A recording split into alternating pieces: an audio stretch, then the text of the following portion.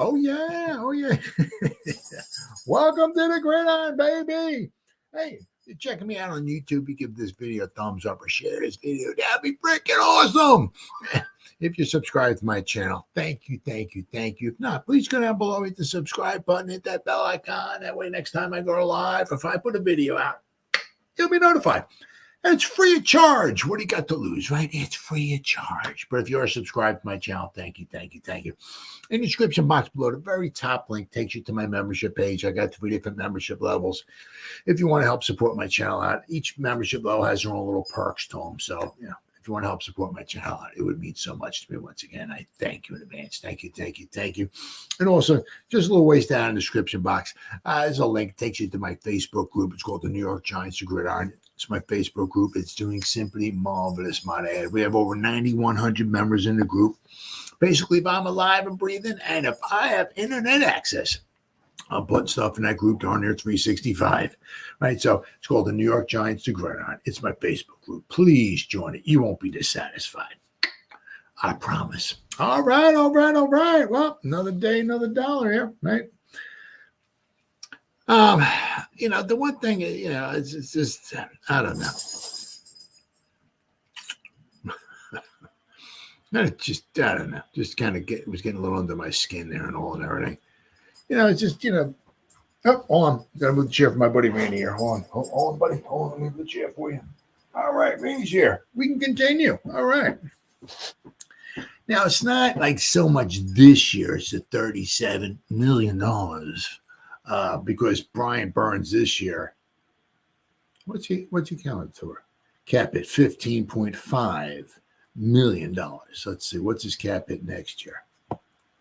Let's see, 2025, Brian Burns, $29,750. Ooh, Lord, child. That's a whole lot of money. All right, 2026, Brian Burns, $37.50, and 2027, $32.5. Holy cow, Batman! And wow, sexy Dexy. Yeah, I mean, you look at this. I mean, in 2027, all right, sexy Dexy is counting 29 million, and Burns is counting 32 million. So between the two of them, it's roughly right close in 2027. So in 3 more seasons from now, right? They'll still hopefully, Sexy and Burns will be about what, the 6th, 7th, the 9th season? Be $62 million in 2027 for the 2 guys. Now, if you throw Kayvon in there, okay, what's he going to want? Right? This is his 3rd year. They'll pick up his 5th-year option. I'd be shocked if they didn't. Save themselves a bunch of money. Right? But they have to do that next season. They have to declare that, I think, before. It's sometime, I can't remember because I'm a freaking idiot. It's somewhere, in before the 4th season starts. Sometime it might be like in July, I think it is, somewhere around there. They have to, pick up his option, 5th-year option. So, but that would be what, 2025, 2026 would be his 5th-year option, right? So in 2027, now if they're going to extend them, if, all right. So obviously in 2027, they would extend them. And you can do all kinds of stuff with the money and all that and everything. But I mean, if Sexy Dexy and Brian Burns are in 2027, as of right now, right? About $62 million for those 2. Throw Kayvon in there, right? And I'm just saying, I don't know whatever he's going to want. But say, I don't know. He's not an upper echelon. He's not a $30, $35 million guy, right? I mean, unless all of his, if he has to build on his, what he did last season, or has to, at least remain at, 11, 12 sacks or so. but he's got to be a little bit more noticeable than what he did against the Vikings. We'll go over that in just a moment here. But I'm just saying, just say 23 million. I'm just throwing a number out there. All right. So in like 2027, once again, I mean, it doesn't mean that the cap hit's going to be exactly, but I mean, you're looking at like there's got to be about $85 million for the three guys. Whew. That's an expensive front wall right there. Let me tell you what. I mean, you figure 85 million. I mean, that's, oh my God. I mean, that's be more than probably at least a quarter of their salary cap will be just to the front wall. Right. And that doesn't include anybody else who they might want up having, so it's expensive, So when you dish out some dough, you want to see a little return, right, on your investment, right? I mean, you put some money in a bank, right? You want to see some return, right? I mean, the guys, and obviously it's not the way it works out. I get it. You basically you pay the guys over the course of the season. What did they do over the course of the season? I get it. So over the course of 17 games, just say somebody has 10 sacks. Yeah, I mean, some of you have to keep an account. I mean, did he have 10 sacks? Did he have the 10 sacks in, say, 5 games? So the other 12 games, he didn't have a sack. So basically 2/3 of the games, he's not having a sack. I mean, do you want to pay somebody? You know what I mean? It's kind of, or did he have 10 games where he had a sack? So it's like, well, 10 out of the 17 games, he had a sack, so it's kind of, right. And you're paying the guys over the course of the season. After the season's over with, for the most part, you look back and it's like, oh, okay, we had this many tackles and this many pressures and this many this and I mean, but you got to keep keep some of the stuff in context, right? You got to put, as I said, some stuff. The guy had 9 sacks, but he had. In 17 games, he had 9 sacks. It's like, wow, that's okay. That's not bad. But if he had the 9 sacks in 3 games, if he had 3 sacks, 3 sacks, and 3 sacks, it's like, well, he had sacks in 3 games. The other 14 games, it means he didn't have a sack. It's like, yeah, do we want to pay this guy upper echelon money? So, and I get it. I understand. But it's like, so the guys want to get paid the big bucks, but it's like, what happens, when a game goes by and it's like, let's look here. I just go to Pro Football Focus. That's all I'm going by. Pro Football Focus. Let's see here. If I can find it here. But no, that's not it. Can I find it there? There we go. Right. I mean, it's once again, it's Pro Football Focus. That's all I'm going by. And I do apologize.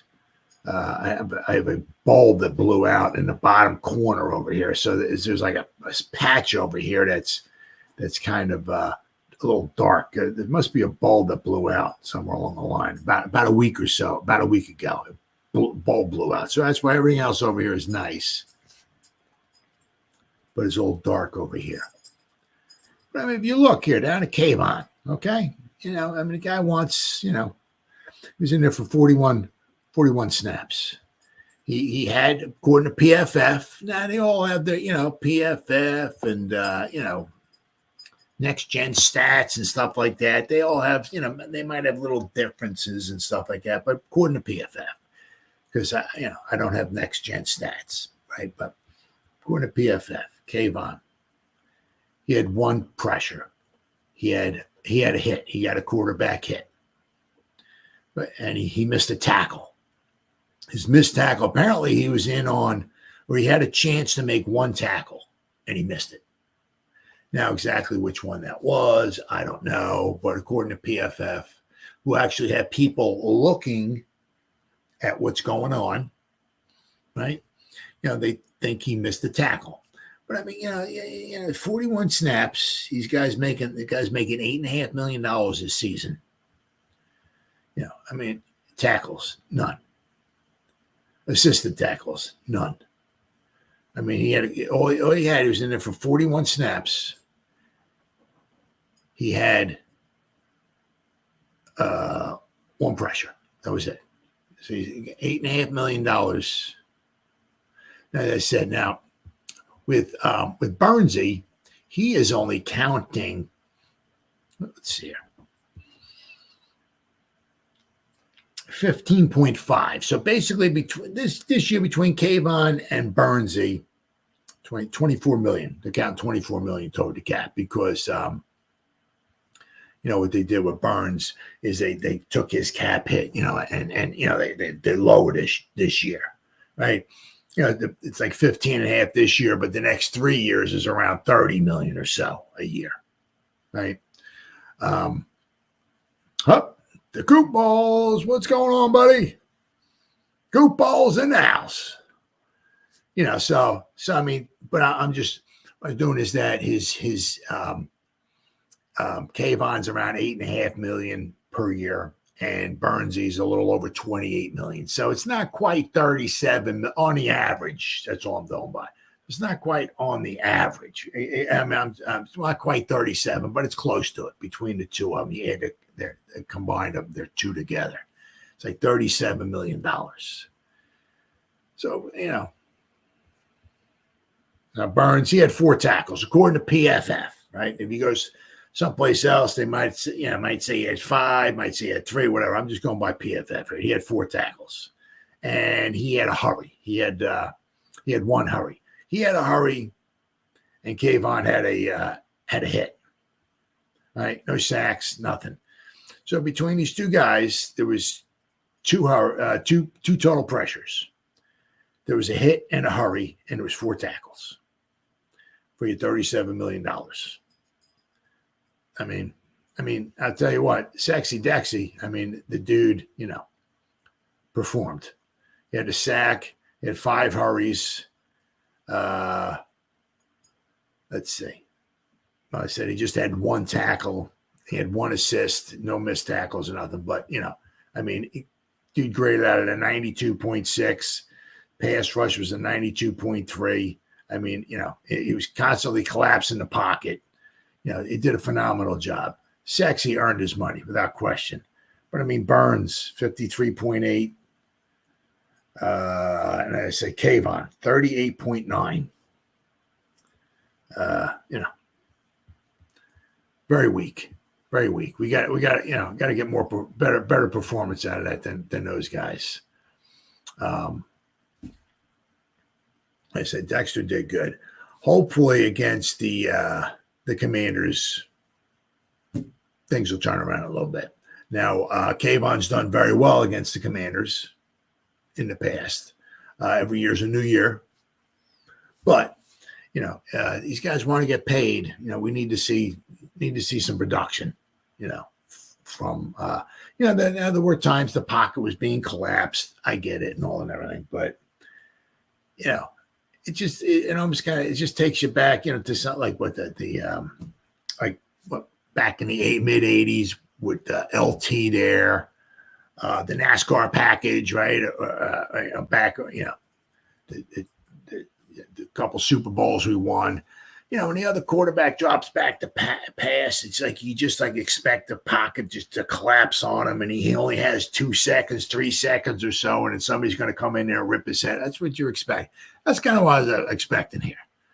And somehow we let Sam Darnold look like Joe Montana out there. I mean, the guy had a good game.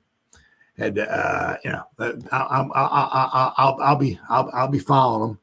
I'll be following his stats to see if he continues to look like Joe Montana out there, Joe Montana.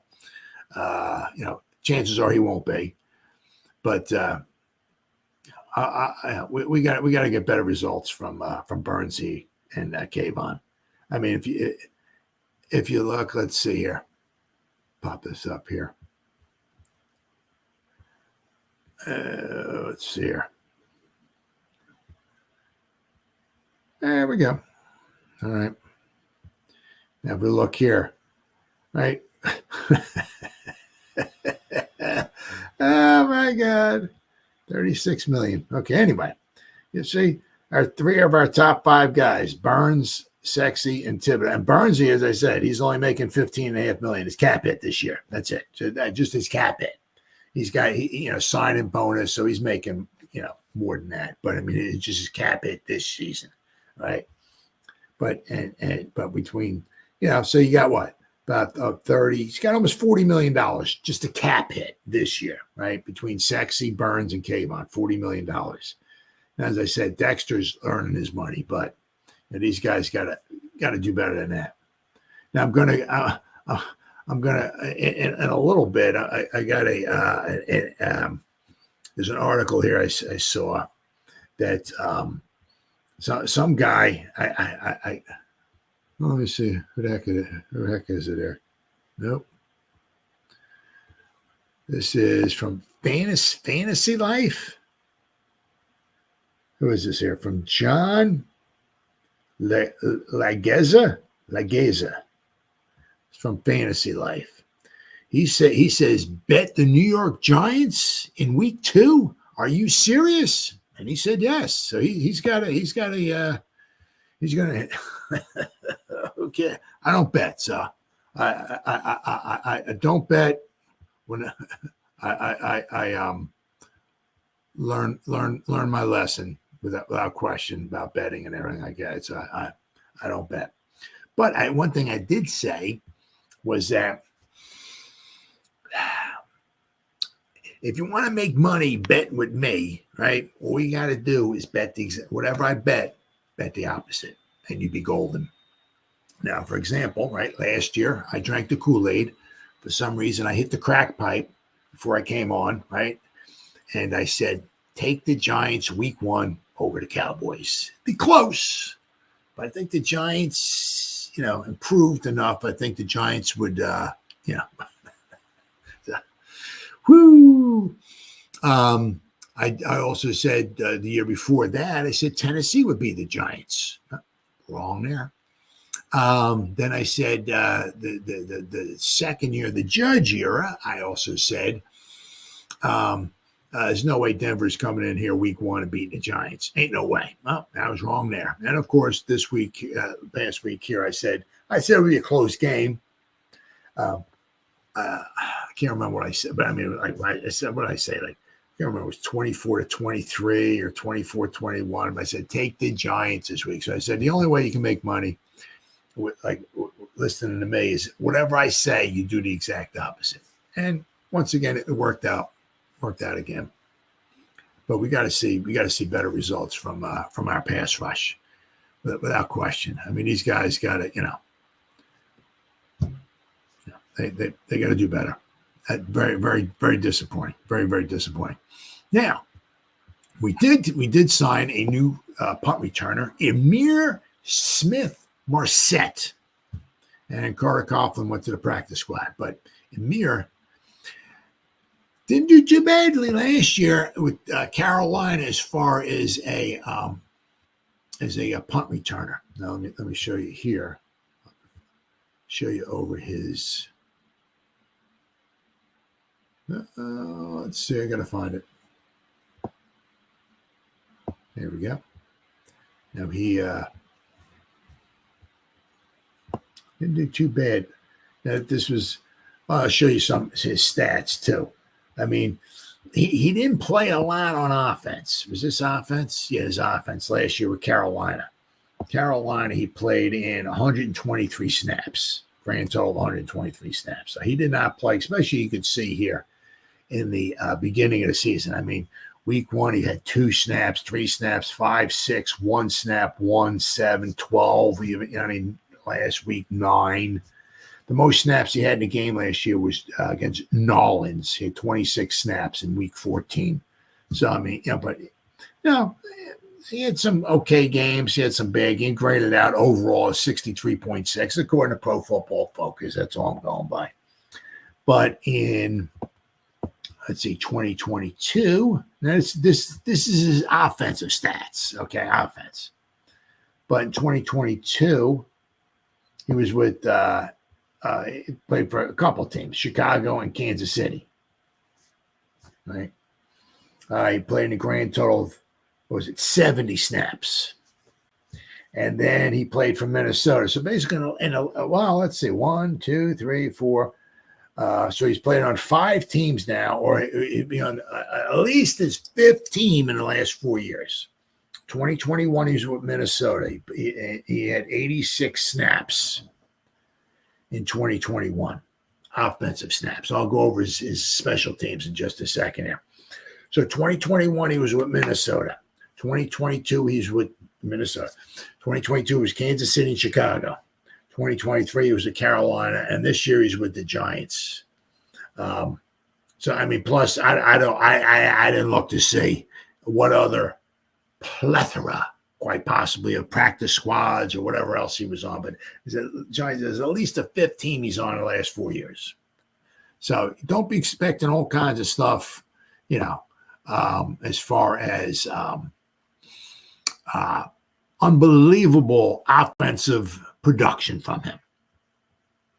Where he might be, it would be the reason why they picked him up would be his special teams.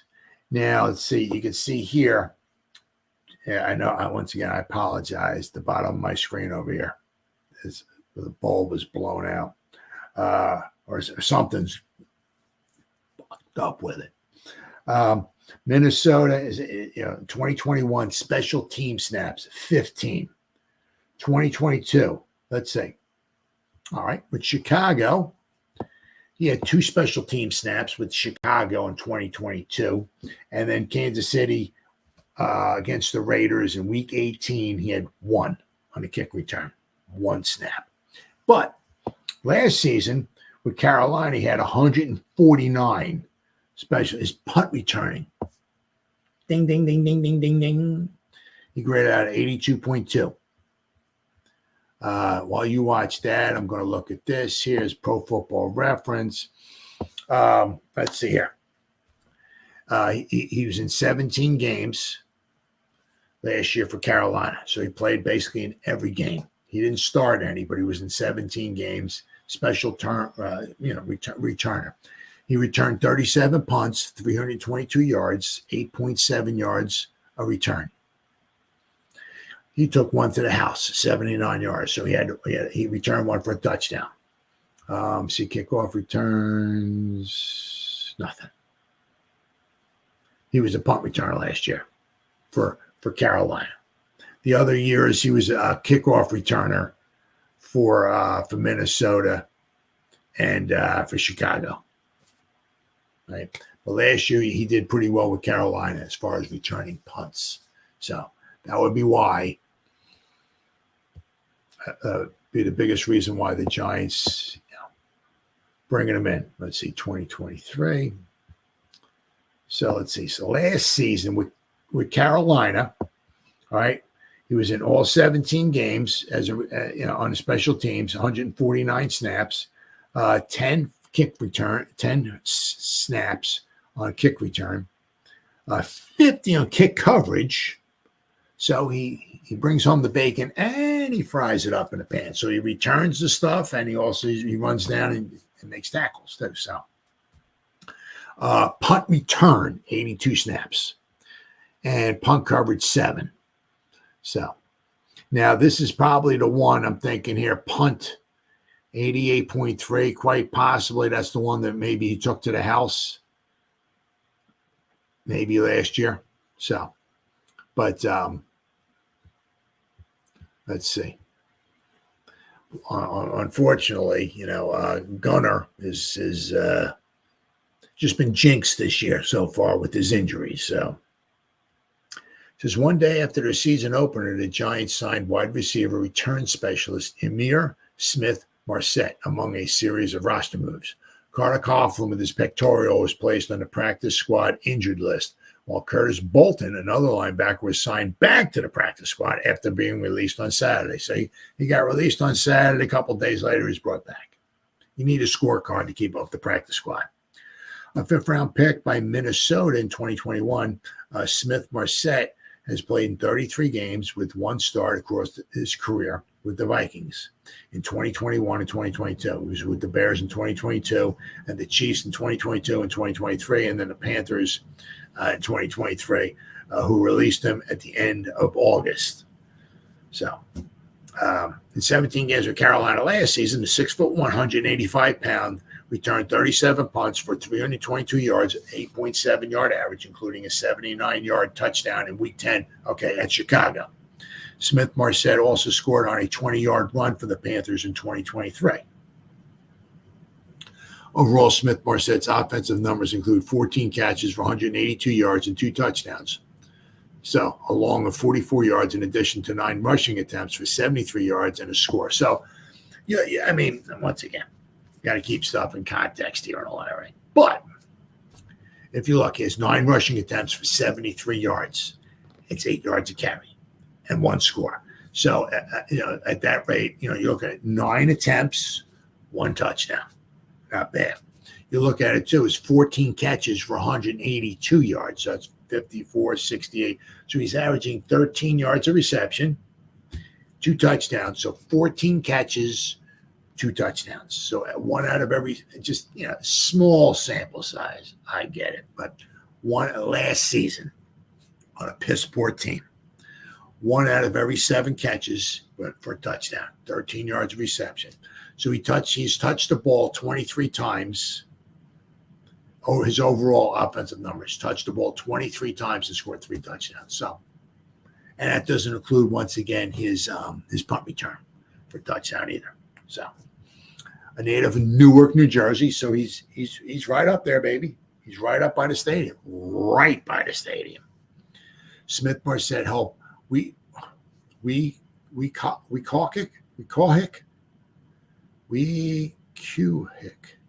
I'm an idiot. Helped his high school team claim the 2016 state championship with a 12-0 record. He went on to play at Iowa, where he had a 28.7-yard career average on kickoff returns, ranked 2nd all-time in the Big Ten. His 3,409 all-purpose yards also ranked 10th in the program history. Coughlin suffered a pectoral injury during the Sunday's loss to the Vikings. Speaking to the media Monday afternoon, Dable said that the linebacker will be out for months. Tough break. Before the game, wide receiver and primary punt returner Gunnar Olszewski aggravated his groin injury during warm-ups and was unable to play. He will be out for weeks, according to Dable. Cornerback Nick McLeod had a knee, is more day-to-day, maybe though week to week.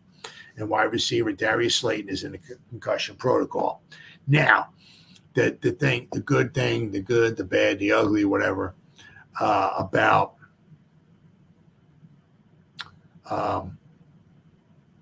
I hate seeing it say, the good with Slayton, being a concussion protocol is that, Hyatt will now be able to step in.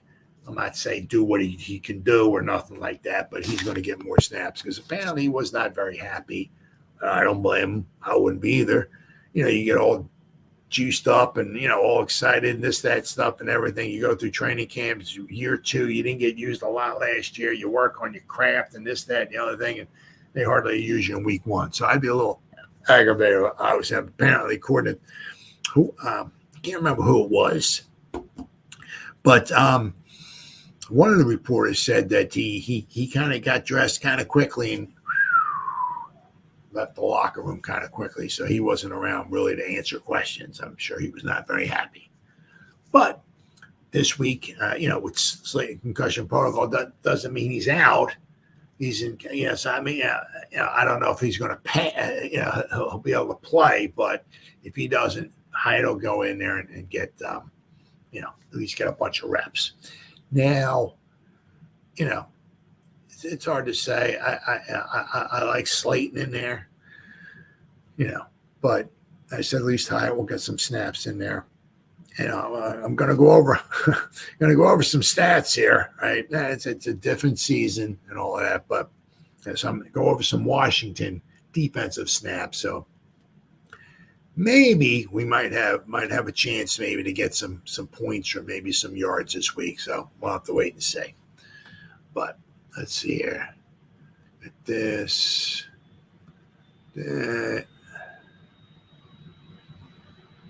All right, this. All right, so then we got the Commanders released their first injury report before the Giants game. They got quite a few guys. So okay, so they're kind of going. They're trying to go toe to toe with the Giants here, which is it's not easy to beat the Giants on the injury report. Usually the Giants just blow everybody else away. Although last week, going into the game, there was nobody listed on either injury report. So, which was rather shocking, really shocking for the Giants not to have anybody listed at all on the injury report. But the Commanders, they got a few guys here. Let's see. Ahead of the contest, with another week of practice underway, Washington released their first injury report before the contest. Here's the list. Zach Ertz. Now, a lot of these guys did not participate. Right? Like Zach Ertz didn't participate. Rest. Right? An older guy, right? Give the guy some rest. Absolutely. Newton, their defensive tackle, did not participate. He had a foot issue with a foot, but also rest. Tyler Owens, their safety, was limited participation with ankle.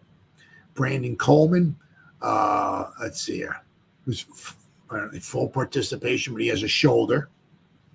Emmanuel Forbes, their cornerback, full participation with a thumb. Brian Robinson, their running back, full participation, knee. And Trent Scott, their tackle, full participation, but he has a knee issue as well too. While there were two did not practices for their first practice, neither are all that concerning. Newton missed the season opener, though his foot injury is also being labeled with rest. He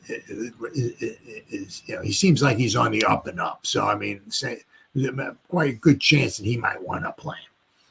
He's likely just taking it easy with hopes to play on Sunday, as he was listed as questionable during week 1. Zach Ertz, the team starter at that position, tight end, Zach Ertz, is getting some rest on Wednesday and will likely return to fully participating in practice as soon as Thursday.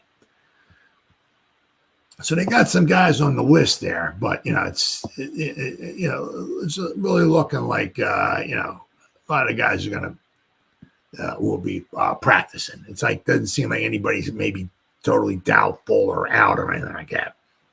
The Giants themselves are dealing with a few injuries, as their injury report for Wednesday was as follows: Darius Slayton did not participate in practice with concussion. Darius Mursell did not participate with a knee. Nick McLeod did not participate with a knee. Gunnar Olszewski with a groin. And Micah McFadden, he was full participation with the groin. So hopefully,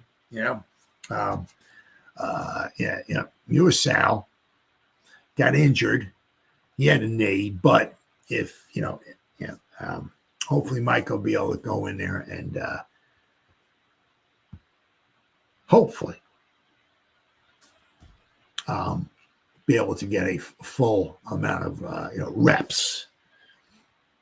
And that would be another thing too, is that talking about I don't even want to just confine my complaint or my biatch or my argument or whatever to the edge rushers too. It's like, what happened to Bobby Akarake?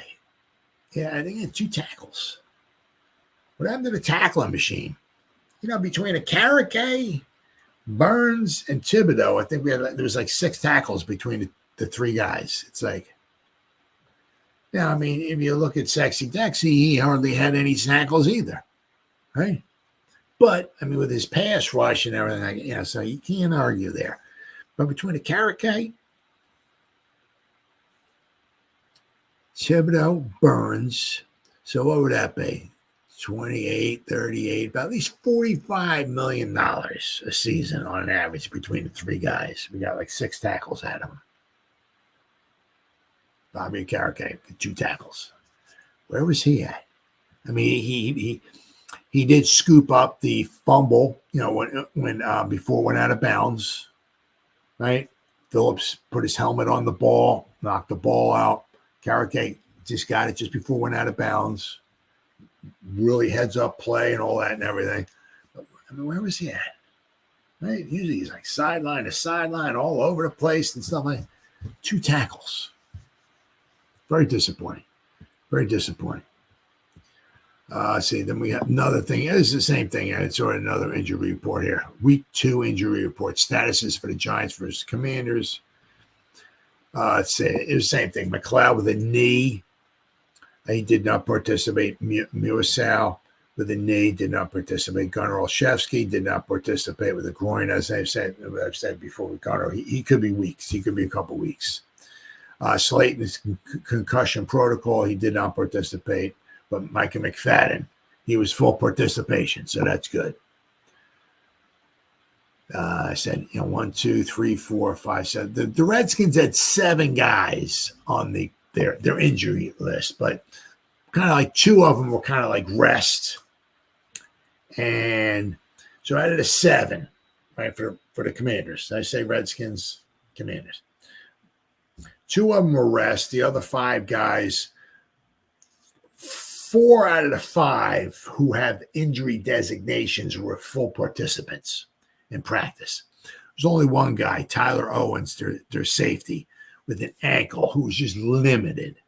So, I mean, as far as it looks like right here, the Commanders seem like, they'll have pretty much a full arsenal of players going in. I mean, a couple of guys here or there, a little nicked up or whatever, but for the most part, if you're talking Wednesday, we got Thursday, Friday, Saturday, still got 4 days left. A lot of these guys with little nicks, minors, and bruises and stuff like that, I'm sure they're going to wind up playing. I mean, you play 1 week in the NFL. I'm sure you got to get dinged up or something like that. So a lot of these guys have something going on, some little ailment or some little ding or this or that they're going to carry with them throughout the whole season. But looks like the Commanders will have a full boat of guys playing, unlike the Giants. Because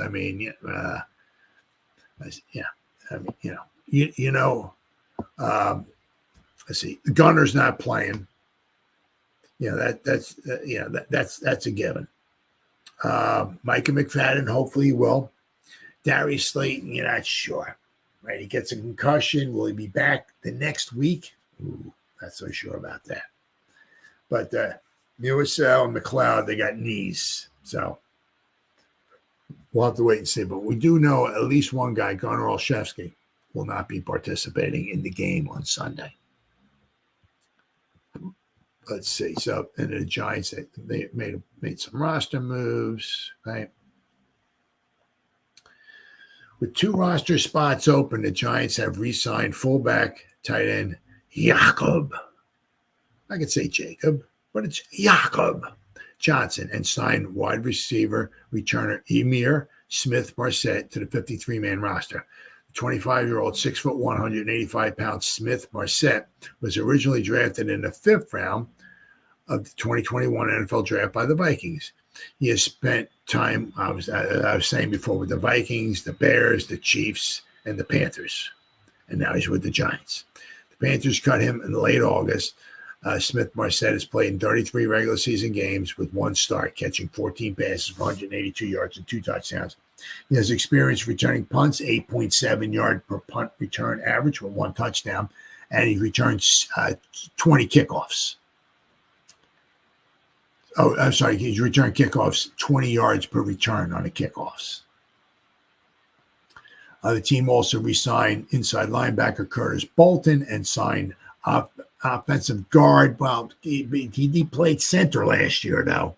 And he's played I can't say so much just guard. He did play tackle as well, too. But last year he was I believe he was a center, Cade Mays, to the practice squad, right? Offensive lineman Marcellus Johnson has his practice squad contract terminated.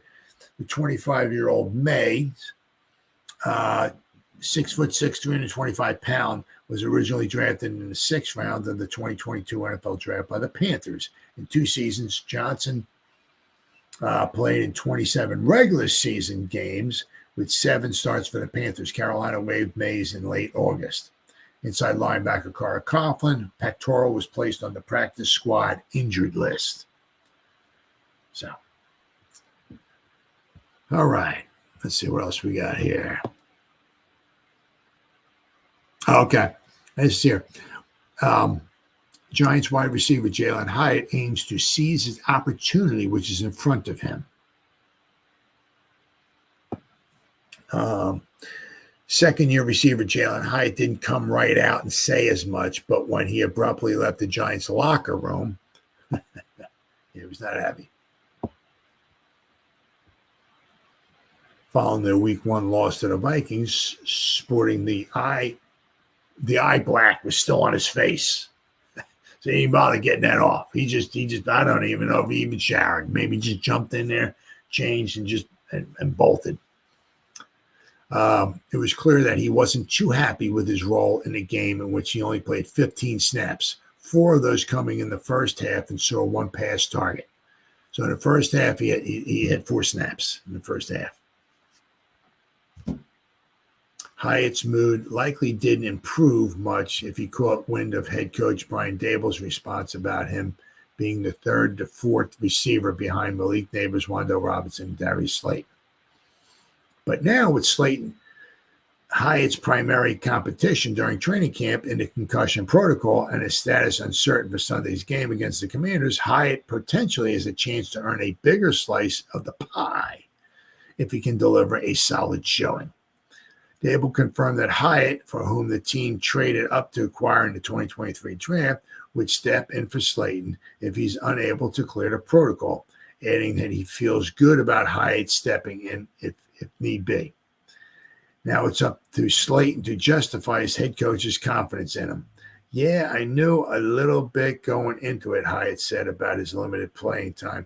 We have good receivers in that room, and we wanted to go with more experience. There's nothing wrong with that. So Hyatt's just saying the right things there. He's pissed off, but he's saying the right things. For me, it's just keep getting better. Focus on myself, focus on my goals and what I have to do. Just make plays when they come to me. That's my focus right now. Hyatt's lone pass target on Sunday came in the 4th quarter during garbage time on a deep in route in which he got his hands on the slightly high ball but couldn't secure it. That comes off a play Hyatt failed to make in the preseason game against the Texans when quarterback Daniel Jones put a ball up for grabs intended for Hyatt, only to see the cornerback Derek Stingley Jr. come down with it, as Hyatt didn't appear to try to swat the ball away from Stingley. Now, to be fair, both ways, Stingley's good, right? You got Hyatt, running down the sideline. Stingley's got the inside leverage, right? So you got to throw the ball to the outside. It wasn't really thrown to the outside. It was kind of thrown to the inside. Yeah. So, was Hyatt, should he been a little farther in? Was he running down? I don't know. Remember, was he running down the numbers? Was he running just outside the numbers a little far? And Daniel Jones put it down the numbers where Hyatt should have been, but he was, as I said, was he a little farther out toward the sideline where he shouldn't have been? I don't know. That I don't know. But it did kind of, to be fair both ways, I mean, is that it did not look like a fantastic pass, right? It was, it was not put outside where it should have been. But, it also didn't look like Hyatt really tried to, it didn't seem like he really went all out, shall we say. to try to knock it down or bat it away or do something or make it where Stingley couldn't come down with the ball. So you got to go both ways on that. Let's see here. Then it talks about his Hyatt, who adamantly was raw, having been in a limited system at Tennessee, caught 23 of his 40 pass targets, throwing from 373 yards and no touchdowns. He also had 5 drop passes while being targeted just 12 times in the team's final 5 games. So he kind of disappeared too. 12 times in the final 5 games. I mean, it was just kind of, he got like toward the end of the season, like Hodgins, like what, just like he was just kind of like disappeared. Hyatt just kind of like disappeared, So he's got to work on himself without question. Hyatt, he's got to get better. Apparently, he's got to get better at his route running. It's going to be next season is going to be a big season for him. I mean, if he doesn't get a lot this year, keep your head, keep your nose to the grindstone, stay focused. Just try to get as good as you possibly can because there's a good chance Slayton's not back next year. I don't blame him. The guy's going to want to get paid. He's going to want to make more than $6 million a season. I don't, I mean, you got guys out there, who maybe get like whatever 1,000 yards a season or making $25 to $30 million a year, and Slayton on a crappy team with a crappy offensive line, crappy quarterback, crappy offense, crappy blah blah blah, all this stuff, and he gets 700, 750 yards a season on a crappy team, and he's getting paid $6 million. Meanwhile, the other guys, I said, some other guys are out making like 1,000, getting 1,000 yards in a season, are making 2, 3, 4 times the amount of money that Slayton is. So if Slayton can cash in elsewhere, he's going to do that because, we got Malik, we got Wandale, and we got Hyatt. I mean, unless something goes, and Hyatt just tanks or whatever, and just a horrible season or something like that. Because, you're going to have to fork up some money to keep Slayton. And once again, I don't blame him. Right? If you want to get, if you can get money, some money elsewhere, so go do it. So this might be his Slayton's last season. So Hyatt's got to really work on himself. Said especially. I mean, I didn't remember that stat or whatever like that when they were just talking about, but this one right here. He had 5 drop passes while being targeted just 12 times in the final 5 games. Final 5 games, Hyatt was targeted 12 times, and he had 5 drops. Are you kidding me? 5 drops on 12 targets. Are you kidding me? I mean, what was that, like 40% drop rate? Are you kidding me? Wow. Holy crap. So, he's got to. All right, then we got. I saw this. It just keeps coming at you. You keep seeing this stuff about it and everything. And honestly, I don't even know. I mean, he's old. One thing is that also he's going to start. I'm talking about Bill Belichick here. He's going to start noticing, right? He can make a lot of money. Right? A lot of money.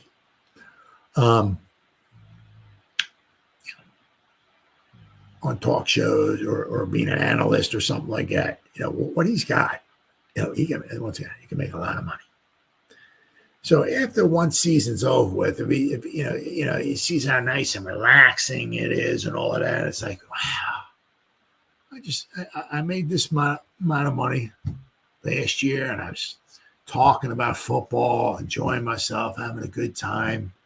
I work, 12 hours a day, just throwing a number out there. And I made this amount of money. Wow.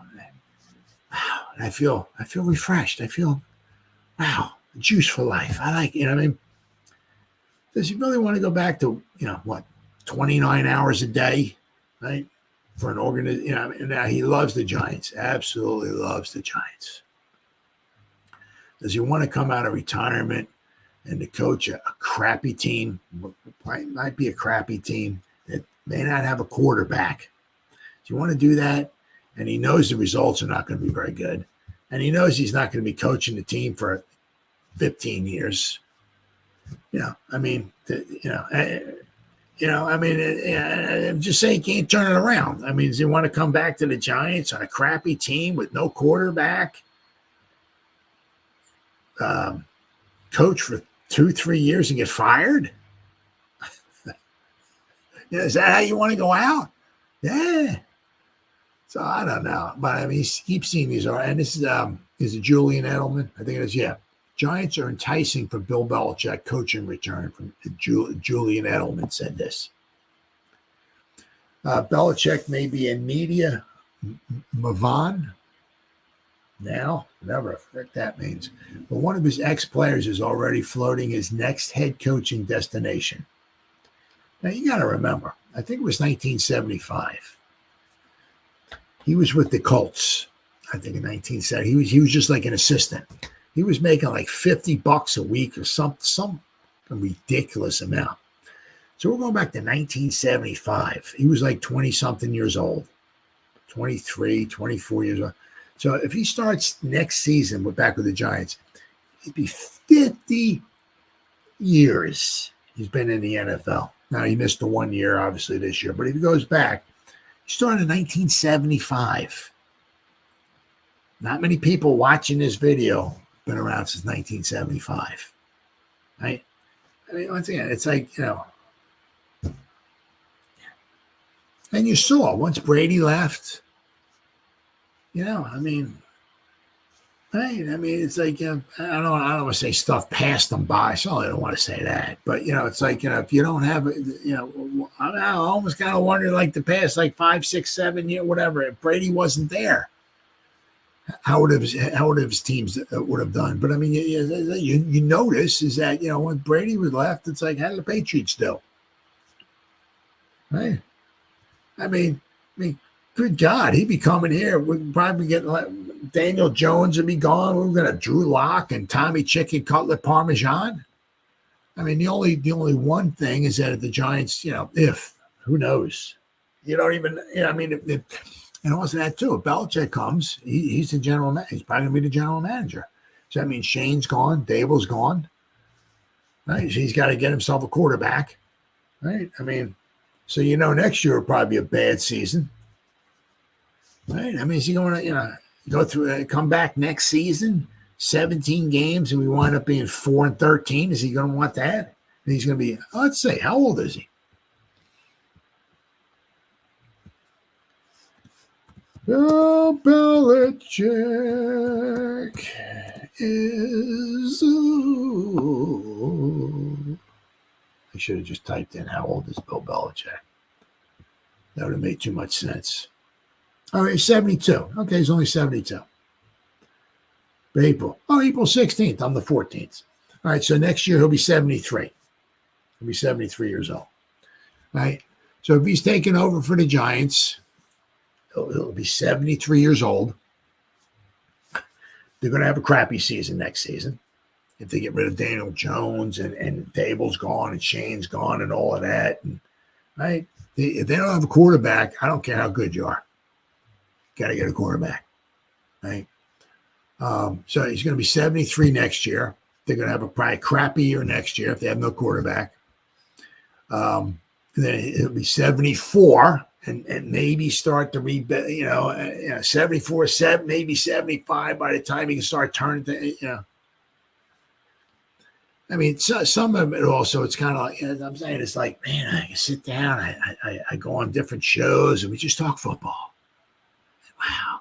Now, he doesn't make a lot of money going on people's I don't think on people's podcasts. I think it's just some of it's at a, but he's on the NFL Today or whatever, like this. It says it here. Making money, right? Let's see here. It says it down here. Somewhere down here. He's making regular appearances on the Manning Cast on the Monday night. He's on the Pat McAfee show. But Bill Belichick is also serving as an analyst on Inside the NFL and on his own football show on YouTube TV. Now, so he's making money there. And once some he can start popping up all over the place because the dude's a wealth of freaking knowledge. Guy's been around since 75. The guy's got a lot to talk about. And he realizes, like, hey, I made what I don't know what he made as a coach. I made $7 million as a head coach. I just made $10 million last year. I worked half the hours. I'm relaxed. I don't feel like I'm going to have a nervous breakdown every freaking, I'm not watching film and this. I'm not working 21 and a half hours a day. Wow. Man, that's nice. I get to spend time home with the family. Wow, it's cool. So once you start getting the easy, I can see some guys certainly wanting to get the itch to go back and all, but man, you're 70 something years old. Do you really want to go back, especially to a crappy team? Wow. But Julian Edelman seems to possibly think so. Let's see. If that opens up, meaning that the Giants' job opens up, I remember vividly anytime we played in New York or we played the Giants, you could see just a little jingle in Belichick's spirit because he loved talking about those old Giants teams. He said, and he loved talking about that organization. You could tell that he loved the New York Football Giants. He just loves the Giants. So I think that would probably be the place he would want to go to. And it makes sense. It certainly, without question, makes sense. Right? It was Lawrence Taylor. You can go on and on. Carson, Banks, Martin, Burt, Marshall. You can go on and on and on. But it was also, Belichick. His defensive. What do you want to say? His game plan, I think it is, or whatever. In Super Bowl 25 that beat the Bills. I think that's they said that's like in the Hall of Fame. He had to come up with a way to slow down the Buffalo Bills. They did. Right? They did. Right? They'd rush two guys, sometimes three guys. A lot of times just three guys. They'd rush the quarterback the most. They wanted them if they wanted to run the ball, they'd let them run the ball. Right? But they dropped a lot of times 8 guys in the coverage. They can only send so many guys out. They can send like at the most 5 guys out in pass coverage. Right? Giants would have 8 guys. The Bills would send 5 guys the most out in the routes. Giants would have 8 guys. Belichick was like, when they get the ball, you hit them, you make them. So it was his game plan. So it's so it was the players, right? But it was also the coach too. He had to take what Bill Parcells wanted, right? And he had some flexibility to change, not to change things, but to mold things the way he wanted things done. But it came down from, obviously, the upper echelon was what Bill Parcells wanted. Bill told him how he wanted things, and then within reason, Belichick was able to make some certain adjustments to it and all of that and everything to make things work out. And it wasn't for him. That's where he really cut his teeth at, was the Giants. And that's why, just to this day, you ask Bill Belichick, especially defense, right? Mount Rushmore. There's one guy, Lawrence Taylor. So Mount Rushmore, defense. I don't know. I don't know what he thinks. I don't know. But defense, Mount Rushmore, there's Lawrence Taylor. Then you can start your own other, right? Other, whatever. Mount Rushmore. And Mount Rushmore too. But first original Mount Rushmore, there's only one head on it. That's Lawrence Taylor. And you got the other guys. Right? So, hey, what do you want to come back? Well, possibly, It's just, I don't know. It's just, it's so, I don't know. Because, if he's coming back here, the team stunk, right? Chances are Daniel Jones is gone. Drew Lock was only signed for the 1 year. You can bring back Tommy Chicken Cutlet Parmesan, but it's like, you'll save some money if you get rid of Daniel Jones, as long as he doesn't get injured. That injury, the part of his, it's like a $22 or $23 million cap hit if he gets injured and can't pass a physical. But if that doesn't happen, they'll save themselves some money. So they'll have a little bit of money, but also you look at it too, like in the draft. If Dable and Shane, hopefully not, but if they get fired, the Giants will be drafting pretty low. You'll have a chance of getting a quarterback. Now, the one thing is that Carolina blows, right? They suck. They could be drafting number 1. They don't need a quarterback. Okay? If Washington stinks, they don't need a quarterback. So there are some teams, if they stink, like if the Bears stink or something, some of these teams just drafted a quarterback. So some of these teams that stink, who might be drafted high next year, may not need a quarterback. Right? So, if the Giants are drafting high, they'll need a quarterback. There'll be some decent quarterbacks coming out. I don't want to go into, who might be there or who might be the best quarterback. That I don't know. But, there are teams out there who might really stink it up this year, right? Like the Patriots. Do you think the Patriots are, going to continue on their merry way? And they beat the Bengals, but So there's some teams that even though they might have won last week, right, may not have a great record, and they might be high up in the draft order, and a lot of them just drafted a quarterback, right? Look at the Falcons. They just got smoked. They got 8 quarterbacks. They got Cousins and they drafted a quarterback. So they stink. They don't have a quarterback. I'm sure I'm almost guaranteed they're going to lose this week against the Eagles, but hopefully not. I hope they beat the Eagles because I hate the Eagles. But if the Falcons stink, the Vikings going to go on a big run. The Vikings are going to go 16-1. Carolina. There's a lot of teams out there that might have bad records that may not need a quarterback. So if the Giants, the Giants might be in a prime, if things go bad, they might be in a prime position to draft a quarterback. But even still, if Belichick were to come back and they do draft a quarterback, the guy's not going to take us to the Super Bowl with the quarterback next year. That's not happening. We're probably going to be bad next year. Yes, the guy's going to be 73, 74, 75 years old by maybe the time we start turning things around. It's like, how old do you want to be and keep coaching? It's like, it's like, it just seems like the older you get, the more draining these losses are. You want to be 79 years old and spending 22 and a half hours a day watching film? So I don't know. Would it be great to have Belichick come back? Absolutely. Would it be just see that freaking guy stand on the sideline with a Giants jacket on and stuff like that, coaching the team? It would be almost a little bit like a fountain of youth for the guy. It would certainly, in the beginning anyway, it would certainly raise his spirits and make it, add a couple of years of life to him and, and all that. And, he would, I'm sure he would love it in the beginning.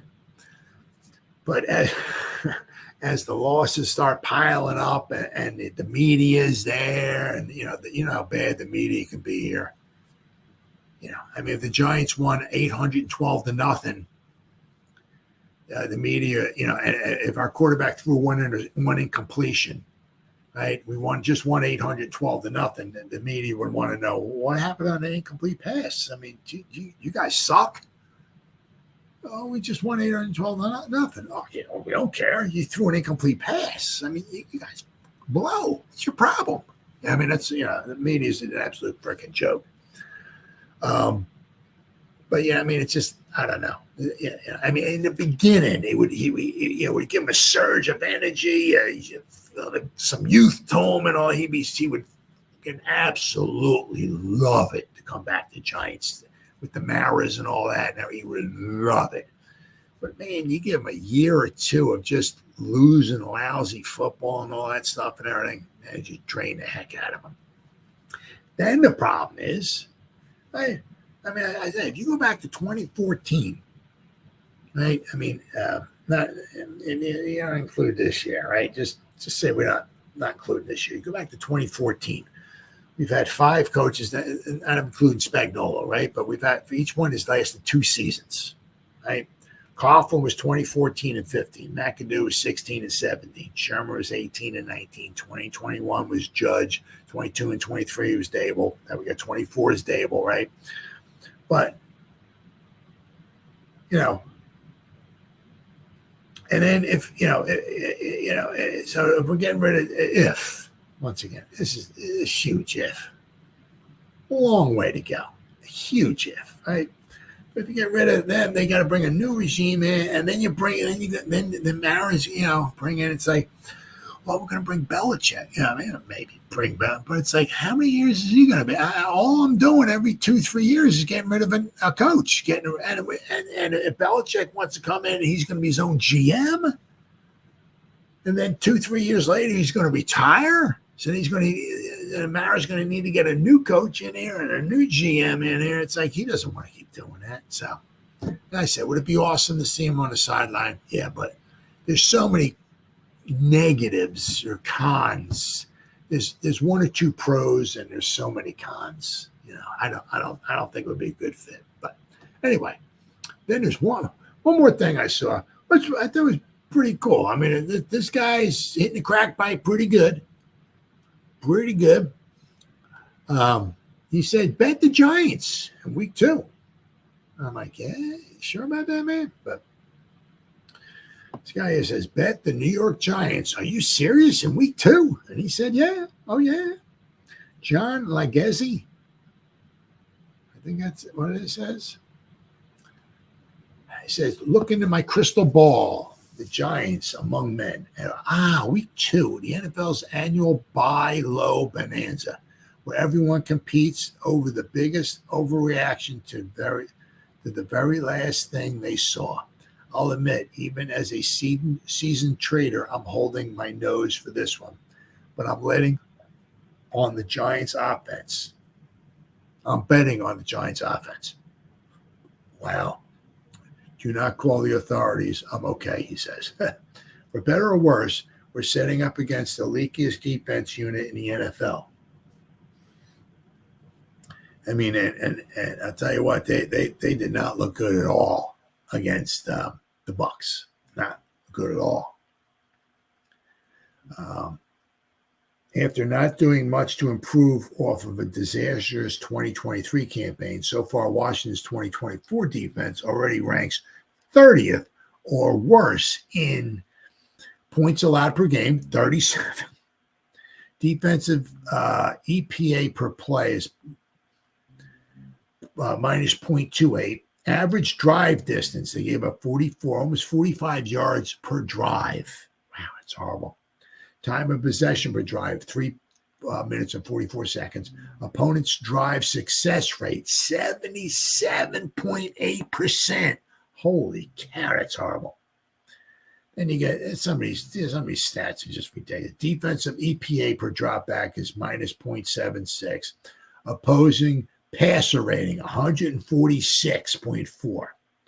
Completion percentage allowed, 80%. Passing yards per game, 280. 20-yard completions allowed. They allowed 4 against the Bucs. And passing touchdowns, 4. No misframing here, people. We can go back through last year if you want. And Washington's still dead last in every macro stat that matters, like points per game. Team points allowed per game between last season and week 1 of this season. The Commanders are the worst. 30.8 points per game. They're the worst. Yards allowed per game. And once again, all of 2023 and week 1 of 2024. The Commanders given up 389 yards per game, almost 400 yards per game. Opposing scoring drive percentage. Once again, all of 2023 and the first game of 2024.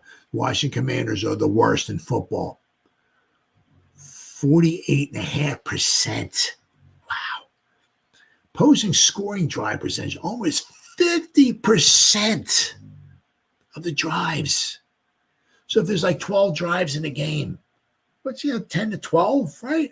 They give up like 6 scores a game. Holy crap, that's horrible. In fact, the Commanders allowed an average of 34.1 points across their last 9 regular season games with a minimum of 27. Wow. So if the Giants can't make it here, they can't make it anywhere. He's absolutely right, this guy. In what would surely be the first true sign, it's time to move on from Daniel Jones. Wow. So that's those some pretty good stats there. But let's see. But the thing is also that their coach is Quinn, right? Right? I believe. Let's see here. Hold on. Let me just make sure here, right? I just want to make sure. Oh. Dan Quinn. My bad. Dan Quinn. I said Mike Quinn. Dan Quinn. Yeah. Yep. Mike Quinn. Dan Quinn. Now with Dan Quinn, right? He knows the Giants, right? He's the defensive coordinator for the Cowboys. Right, plays the Giants twice. Last time I checked, the last few times the Cowboys played the Giants, their defense did pretty good. Now to be fair, the Cowboys, the players on the Cowboys defense and the players on the Commanders defense are a little bit different as far as the talent wise, but he knows, the schemes. He knows, what Daniel Jones is good at, if anything, and what Daniel Jones has a hard time, doing well, right? So, if he has a good grasp on the Giants, a decent grasp on the Giants, right? So he knows, with the Cowboys, he did pretty well. Giants had a hard time scoring against the Cowboys. As I said, once again, the Cowboys, the talent level is certainly better, superior. Okay, but if you can get a good game plan going, right? So they gave 37 points to the Bucks. Don't be looking for the Giants to be scoring those 37 points. No, don't be looking at that, right? Look for the Giants to score some more points than what they did against the Vikings, but don't look for them to go hog wild crazy. But in that article I just read, the Commanders by far absolutely horrible defense. So the Giants, once again, let's see. Because I know, just the next 2 games anyway. After this week, the Giants got to play the Browns, then they got to play the Cowboys. Now the Cowboys just, stone cold shut down the Browns, but the Cowboys scored a lot of points and they looked great, and all the Cowboy fans like, woo, we're going to win the next 38 Super Bowls. Woo, we're so great. Woo. Well, not necessarily. They only had like 200 and something yards of offense, so the Browns defense didn't do too bad. Cowboys didn't get the ball, march up and down the field 37 times, 85-yard drives. That wasn't happening, right? They only had, like I said, like 265 yards, I think it was. Didn't have a lot of offense. So after this week, the Giants got a tough Browns defense, and then it doesn't matter where we play the Cowboys at. Cowboys seem to Cowboys actually seem to beat the Giants or play better against the Giants in Giants Stadium than they do in Dallas. So when the Cowboys in week 4 come to MetLife Stadium, they're probably just going to open up a can of whoop butt on the Giants. So if the Giants can't score this week, right, and God forbid we lose, I can't say we're staring 0-4 right in the face, but 0-4 is looking like a real good. If we can't win this week, 0-4 is looking like a real good possibility. And if we can't score some points this week, whew, boy, it might be a few more weeks, before we can score some points. If we lose this week, I'm saying if we lose 27-26 or 24-23, don't get me wrong, that's going to stink, blah, blah, blah, all that stuff, everything. But, we got to show up. We got to show up. As I said, because the weeks from 3 to 8, those 6 games in a row there, I don't want to say murderer's row, but we got some tough opponents. And, if we start off 0-2 in those next 6 games, we'd be lucky to win 2 of them. So we're going to go from 0-2 to quite possibly 2-6 at the best, right? So this is a huge game this week. Huge game. It's kind of the same thing as last year. Remember? We got blown out against the Cowboys. And then, of course, we had the 49ers in week 3 and all that stuff. So week 2 was a must win. And we came back with an epic comeback against the Cardinals in the second half and came back and won. And we were 1-1. It was like, whew. Then we got blown out by the Dolphins, blown out by the 49ers. My high school team blew us, the Giants. It was just absolutely horrible. But this is a big, big game coming up for the Giants. All right, guys, 1 hour and 16 minutes. Whoever spent any time listening to me live, thank you, thank you, thank you. Or if anybody spends any time watching the replay this, once again, thank you so much from the bottom of my heart. It means the world to me. Thank you, thank you, thank you. As always, you guys stay safe out there and go Giants. Woo! Oh, yeah.